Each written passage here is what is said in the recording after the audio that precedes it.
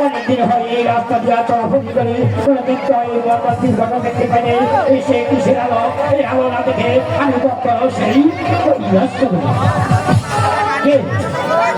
তুমি আমার কথা উত্তর দাও আমার কথা উত্তর না দিলে এই আমার হাতে বিশ্ব দিয়ে আমি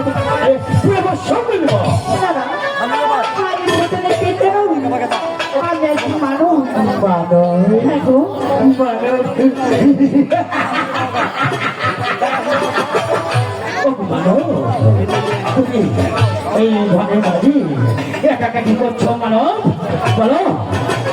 এখানে বসে আছি এখানে বসে থাকি আমার পিতার সাথে আমার সাথে সাক্ষাৎ হবে আমার পিতার সাথে এখানে বসে থেকে তোমার পিতাকে তুমি দেখতে পাবে বলছো এই রাস্তা দিয়ে তোমার পিতা যাতায়াত করে কন্যা তাকে বলছো না না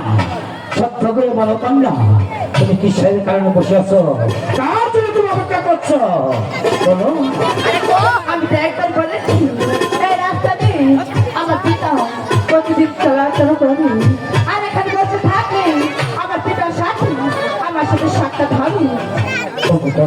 বলো তোমার পিতাকে তুমি চিনতে পারবে বলো আমার বাসা বলে গেছি আমার পিতা কেবল মাথায় ছিল আর আমার পিতা দেখছি আমি আমার পিতার সাথে আপনার হুড়ু পেল দেখছি তাহলে আপনি তোমার পিতা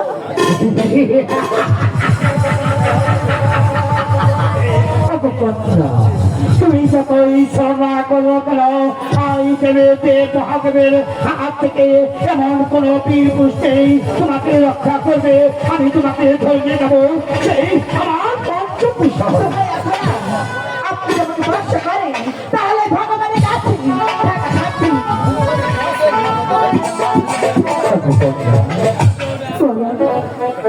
আমার সাথে যাবে না তাহলে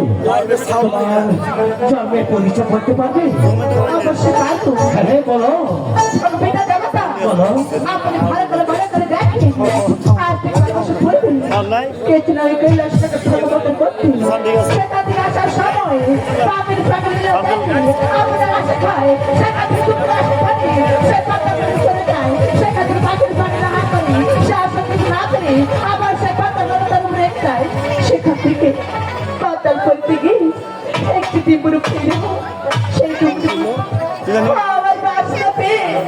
আজ থেকে 12 বছর পানিতে করি আমার কাছে আমাকে সবই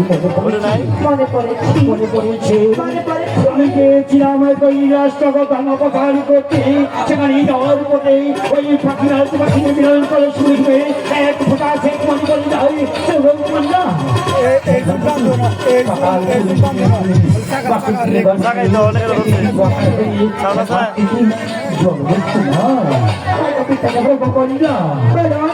আমি যে অপরাধ করেছি